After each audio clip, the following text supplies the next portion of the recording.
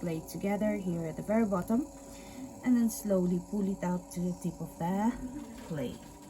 Cute. One more time. My hand should be the one controlling the clay, and not the clay controlling my hands.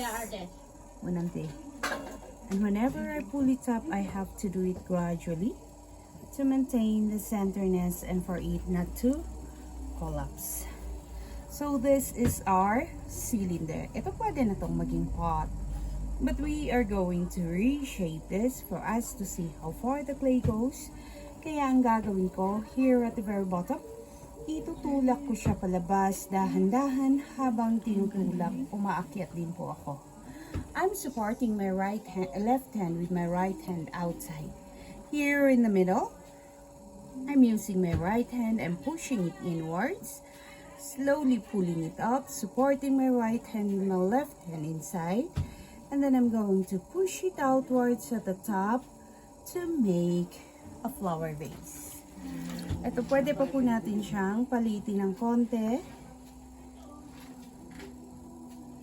Dito sa pinakagitna, by slowly pushing it in to enhance the shape if needed be, while pulling the clay up to the top.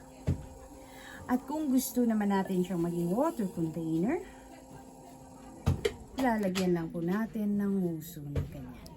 Galing. So, ang ginagawa namin dito, ini-air dry namin siya for 5 days. After 5 days of air drying, kapag leather dry na po siya, we come back, we trim the bottom, then we put a handle on it. And that's the time din na maglagay kami ng any kind of decorations na gusto namin to enhance the beauty. And then i-air dry namin ulit for a month. Iluluto namin sa oven for 8 hours of firing. Maghintay kami para mag-cool down yung oven. We come back, bring out the pieces, then na-apply na namin siya ng glazes.